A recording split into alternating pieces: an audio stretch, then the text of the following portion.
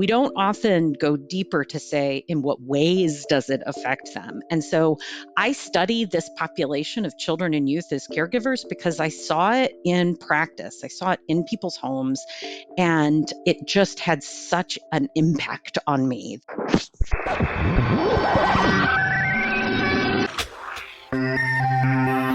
Welcome, everyone, to another episode of Connecting ALS. I am one of your hosts, Mike Stevenson, and I am joined, as usual, by my co-host, Jeremy Holden. Jeremy, we're in the second full week of ALS Awareness Month, and we've seen and heard some really important stories shared by families living with ALS across much of social media so far. We have, and I'm looking forward to hearing more of those. As you said, Mike, we're just about 2 weeks into ALS Awareness Month, so a lot more time to share a lot more stories. And really, it's kind of what it's all about is, coming together to kind of tell the story about ALS to folks who may not know, and also just kind of raise awareness about where we are in the fight and how people can get involved and really help push that fight forward.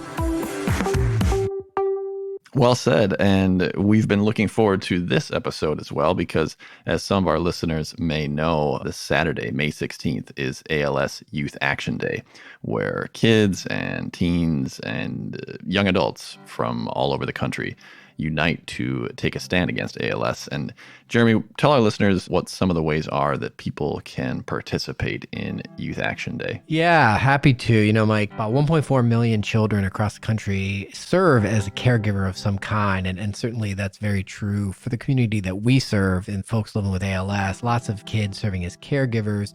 I can't really get into this conversation without thinking back to the chat we had just a few short weeks ago with Mark Kalmas, with the Jane Kalmas ALS Scholarship Fund.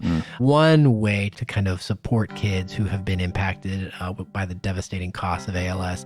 And of course, this Saturday is, as you mentioned, another way where kids can kind of be empowered to join the fight at any age, really, and whatever it is that is their passion.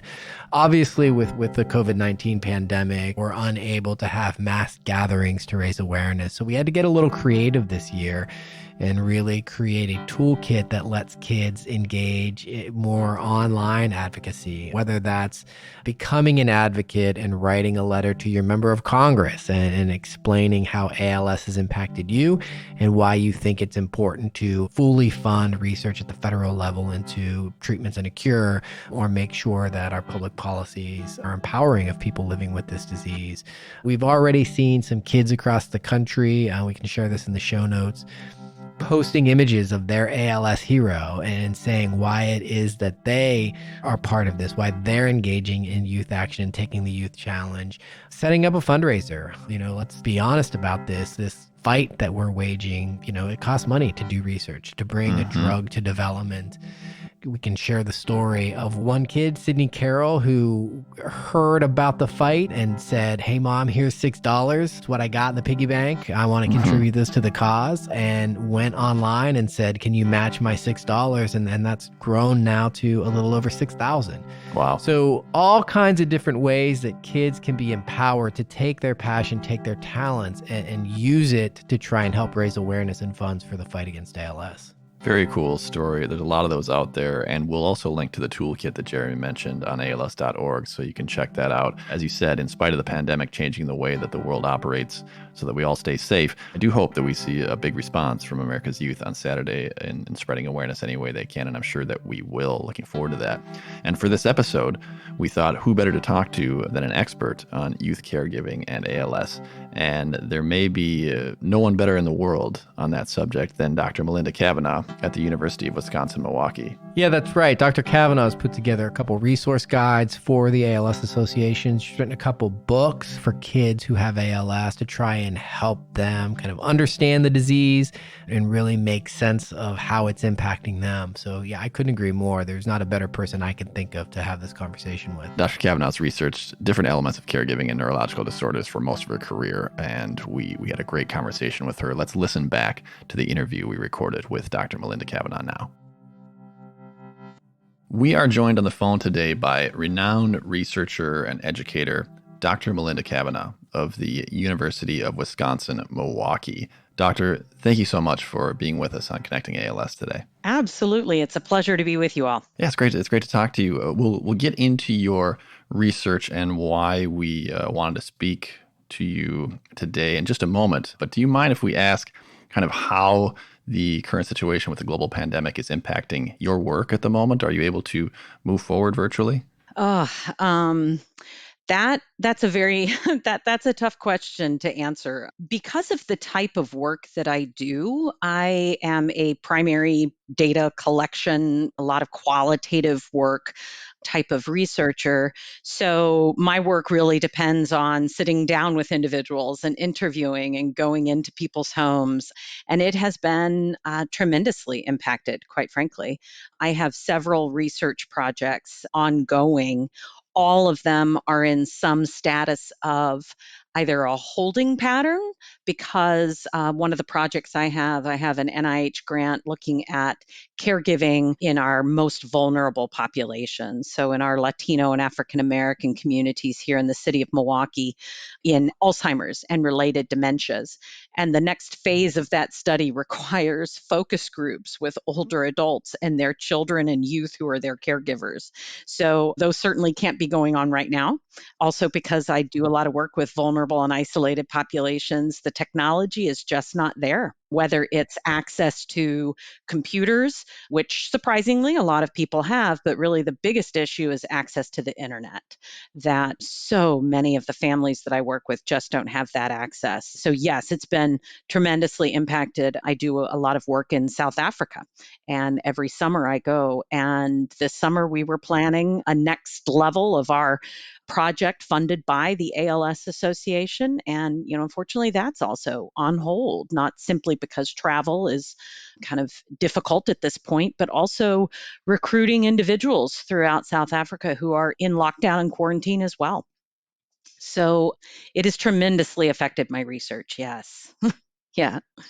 That sounds incredibly frustrating. And, obviously everybody is dealing with some of the challenges that the coronavirus and the COVID pandemic has created, but certainly no less so with you and your work. Let's take a step back and talk a little bit about what that work is. You talked a little bit about caregiving, focus groups, some interviewing and qualitative research, but let's get into it. Talk to us a little bit about the research that you're doing, the questions that you're asking. Yeah.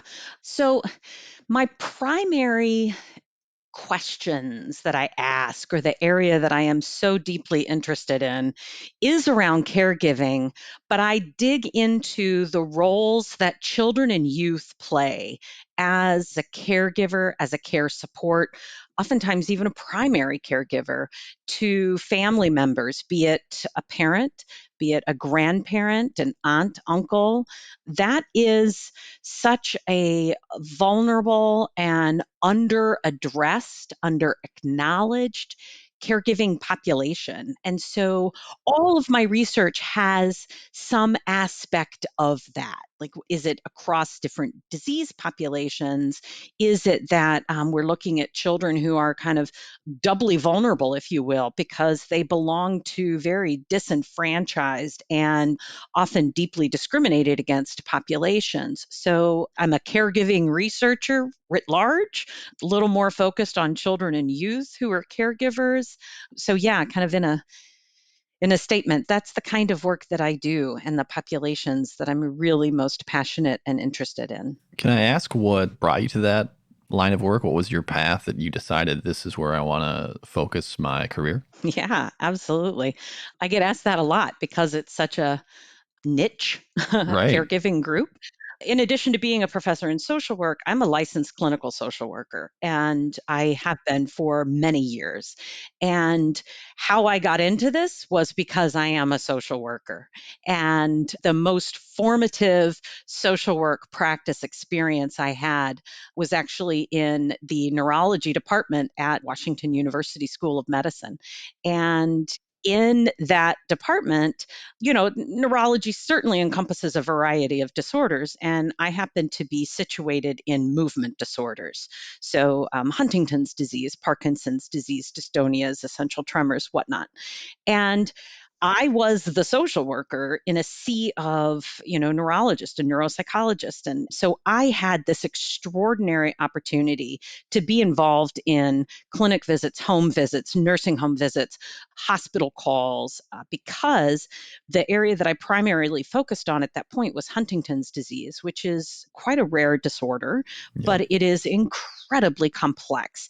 And the family issues around Huntington's disease are often the most primary kind of presenting issue, if you will. And so I would go to home visits or I would go to nursing homes, and there were almost always a child around. But I will tell you, and I tell my students this all the time, my university students, one of the things that I'm so kind of sad about, but I'm also so proud of, is that I recognized I wasn't asking the right questions, because I would talk with the kids and say, oh gosh, it must be difficult to have a parent with, this disorder. Then what I found is that I wasn't asking, oh, are you doing something to take care of them? Because Mm, I will never forget one of the most extraordinary times. This youth, he was about 10 years old, and he said, well, the nurse was here showing us how to use a feeding tube. So this is what I do. And I disinfect it and I make sure it's inserted properly. I measure it. I have to hold up the tube so that it drains properly. And I just sat there with my mouth wide open. mm, And that was a real profound moment of, when we think about how disease affects the individual, it certainly affects everybody around them, but we don't often go deeper to say, in what ways does it affect them? And so I study this population of children and youth as caregivers because I saw it in practice. I saw it in people's homes, and it just had such an impact on me that I set out to say, you know what, I got to figure this out. And at that time, there were maybe a couple people in the US at the most who were doing anything with this population. mm. And so it really encouraged me to go get my PhD and become a researcher and a real advocate for those kids. It's a really great story. And I have to say, Dr. Kavanaugh, your passion for the subjects that you study is evident in the way you talk about it here and in some of the resources that you've pulled together for our community. And Yeah. you talked about Huntington's disease, and we can share some of that, of course, in the show notes. But you talked about your path into this kind of through Huntington's disease and some of the research that you did there. You've also done a lot of work with ALS caregivers. For anyone who may not be as familiar with your work and some of the initiatives that have come out of it, summarize some of your findings. What have you seen and observed with the ALS community as it relates to youth caregiving? Absolutely. If I may, I'll put a little plug in, because when I came to the University of Wisconsin at Milwaukee, I cold emailed, I suppose, the ALS multidisciplinary clinic. I personally didn't know a lot about ALS. I had kind of slightly dabbled in it in my time at WashU, but I wasn't by any means focused on it. And I emailed their multidisciplinary clinic and I said, gosh, I work on children and youth who are caregivers. I understand there's really nothing for kids out there. Can I meet with you? And to my eternal happiness, Dr. Paul Barkow said, absolutely, come meet with me. And that was the beginning of a beautiful relationship, because that right there, he opened up a lot of discussion around, what do we know about ALS? What's going on with these families? And it made me realize that there are so many opportunities in this world of ALS. And so through that meeting, I have been extraordinarily lucky to have a number of grant funded initiatives through the ALS Association, because what we found is, through a lot of conversations, is that, and this is very typical across other disease organizations, is that there's a lot of focus on the individual with the illness. There's a fair amount of focus on the person who's the caregiver, but that person is always identified as an adult. So then when it trickles down to the children and youth in the family, there are kind of scattershot initiatives. And so what has been amazing is my opportunity to engage with not only the National Association, but many chapters across the country. And not only by doing research, so I've interviewed children and youth who have a family member with ALS. We did an online survey with their adults, kind of asking them, What is that experience of having a child help you with care? How do you feel about that? What are some of the resources you need? So, we've done research studies in that area. And one of the biggest, I will say actually two of the biggest things that came out of those interviews in that survey was one, a lack of just general information about the disease, the process, and how kids talk about it and get supported for it. And two, that they're doing a load of care and they have almost no training or guidance in how to do it.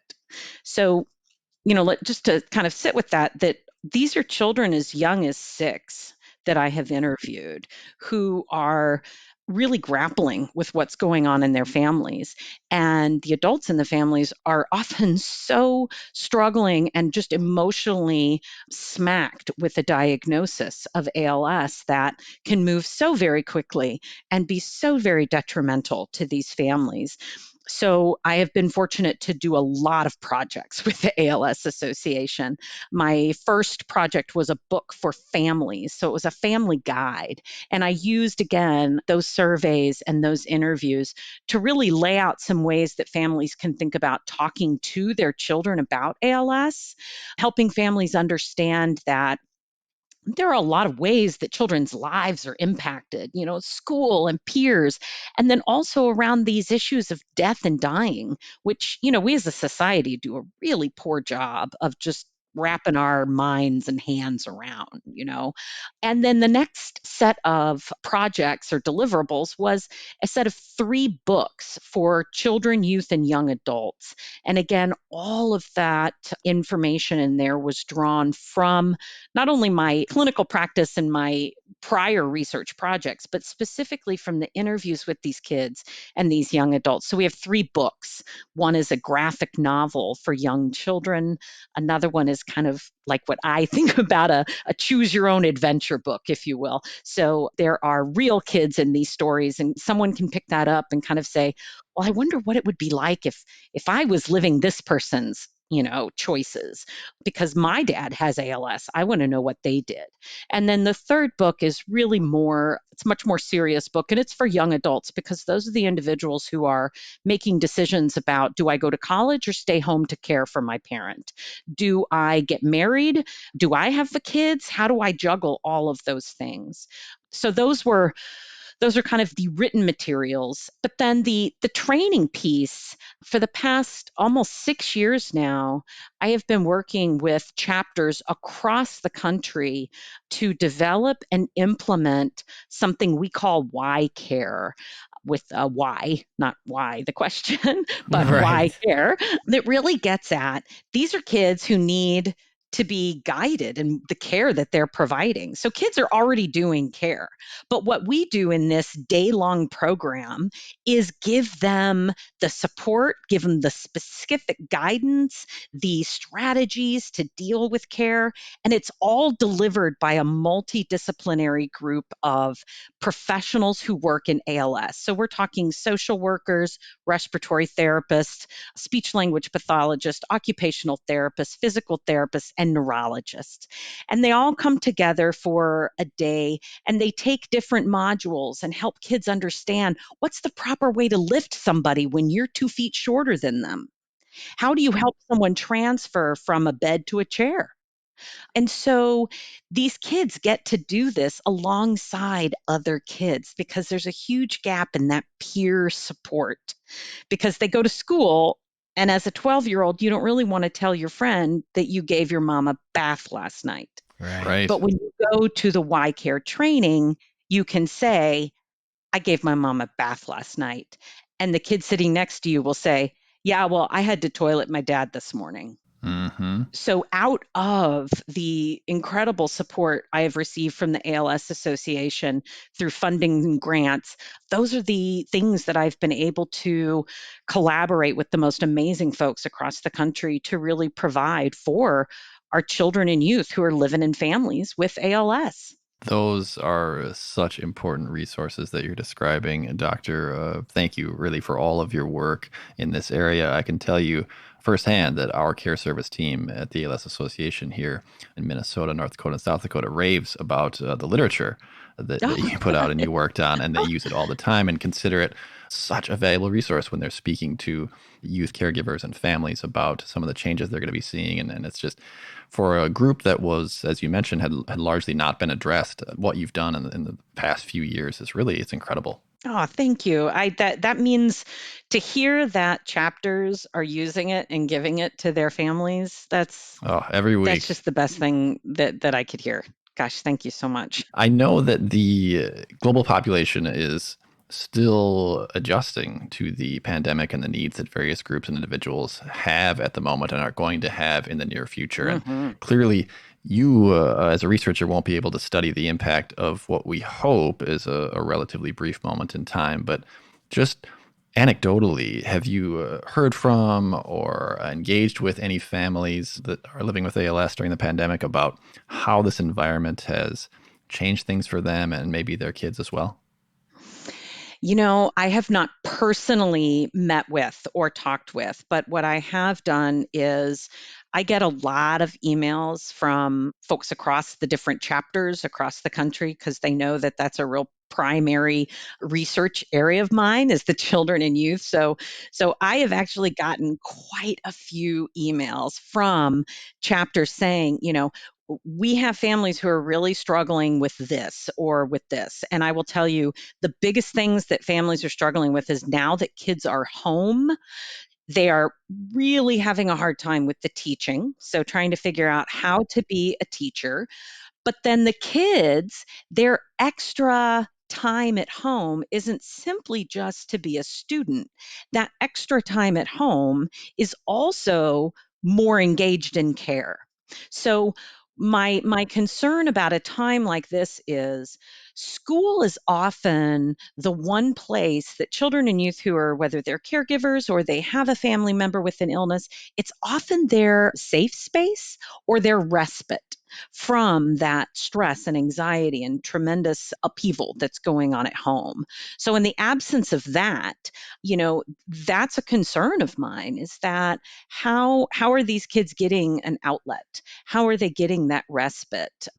Quite frankly, we should think about the adults as well. They're teaching and they're caring, the adults, they're caregivers, they're now teaching their kids. So the complexities of stay at home, I don't think we always grasp how really overwhelming it can be for families like those who are living with ALS, who now those kind of safe spaces are gone and they can't be connected with right now. That's such an insightful observation. Thank you for bringing that up. Just the extent to which caregiver burnout is something that, we in our community talk about pretty regularly. And the question of whether that becomes exacerbated in this time of social distancing and staying at home more regularly. Very, very fascinating to think about that.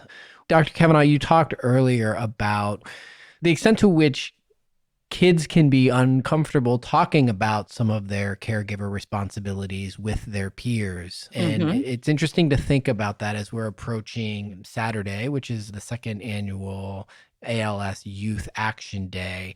But broadly speaking, what are some ways that kids can be empowered to join the fight, to just really take those opportunities for empowerment as they're going through this journey? It's such a good question. One of the things that I have learned from the kids that I have interviewed over the years is when they are able to kind of present or take the lead on something related to ALS, it gives them that empowerment and that confidence. And one way, now it's a little bit hindered because they're not in their classroom, but I will tell you, when I ask kids over and over, when they're given the opportunity to present to their class, to their school, do a talk about ALS, bring in their family member, because one thing we also need to recognize is that there is some bullying that goes goes on, because family members who are living with ALS, they use different devices. They use power chairs. They might be on something that helps them breathe or read or communicate. And so kids can look at that in a way that makes them be uncomfortable, and other kids can, quote unquote, other them because of it. So when we encourage youth to stand up and say, hey, let's do a talk about ALS in your school, present to your class, do something at, a pep rally or whatever it is to really educate them, bring in someone to talk about it, it raises that awareness. And then from there, then they can say, well, okay, now everybody knows what's going on here. Let's do a walk. Let's do a walk for ALS. And then you can get outside of that school, then you've got your neighbors and you have your community, because you're walking through the community and saying, I'm 12 and I want everyone to know that ALS is in my family, but it's not the only thing about our family. So it's an opportunity to build awareness, to get out there and do an activity, but it's also something that I can't tell you how many kids have talked about this particular thing over the years, the need to feel like their family is still normal, because they feel so abnormal and they're not, again, they're othered or potentially bullied by, quote unquote, normal kids. They want everyone to say, this is just our family's thing. Your family has your thing. My family has my thing. And so doing something in school to kind of break that ice and do a talk, or, next step is to do a walk or a basketball tournament, or there are kids out there that are doing lemonade stands. I think we often don't give kids the credit for coming up with really cool Sure. ideas that they can come up with. And I think that the most important takeaway for whether it's Youth Action Day or frankly every day is engage kids in that conversation. Keep asking them, connect with them. What do you guys think? What would you want to do? Because they may come up with something that, as someone who's not a kid and not very technically savvy, they may have some very other wonderful idea that doesn't have to do with a walk. So I think my takeaway there is ask them, ask them, ask them, bring them to the table, give them the respect that they deserve for knowing what's going on, because they're very, very involved. Doctor, this this has been great. We're about to wrap up here in a minute. But is there anything though that you think that we haven't gotten into, we haven't addressed that you want to make sure we talked about, or anything that you want to mention or plug? I know I said it earlier, but I think I just want to really punch up the relationships of the chapters to each other and the work that the chapters do. I mean, there's some powerful people out there. So just kind of punching up the work of the chapters of the association and how critical they are, particularly now. I do a lot of work with the Wisconsin chapter, and they are amazing. They are just constantly connecting up with their families. They can't go see them, but they are calling, they are emailing, they do a full online Zoom support group where there's like 100 people on this Zoom support group. And it's just seeing how they're really stepping up in this just bizarre time we're in. It's just so gratifying. So I think if there's one thing I'd say, I just really want to plug the work of the chapters, because they do the work, and just want to support them in that.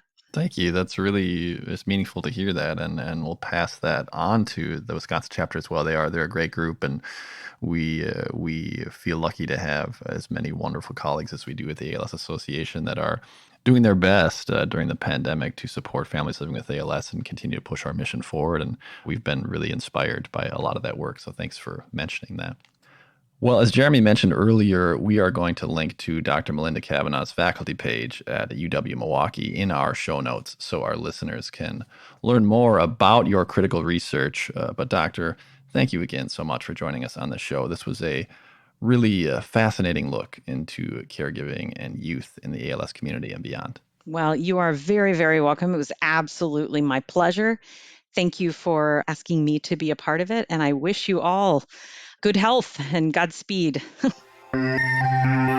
Thank you again to Dr. Melinda Kavanaugh at the University of Wisconsin-Milwaukee for walking us through some of the impacts that ALS has on kids, on teenagers, on young adults, and really get that focus on what the impact is and how kids can be empowered to join the fight. We mentioned during the interview that we'd link to Dr. Kavanaugh's faculty page at UW-Milwaukee, where you can find a link to some of her research. So be sure to take a look at that if you're interested in learning more. Lots of great stuff there.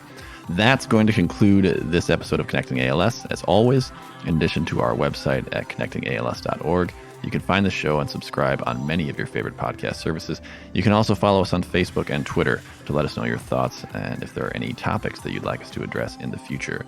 This episode was produced by Garrett Tiedemann of the ALS Association's Minnesota, North Dakota, South Dakota chapter. Thank you all for listening. We look forward to connecting with you again soon.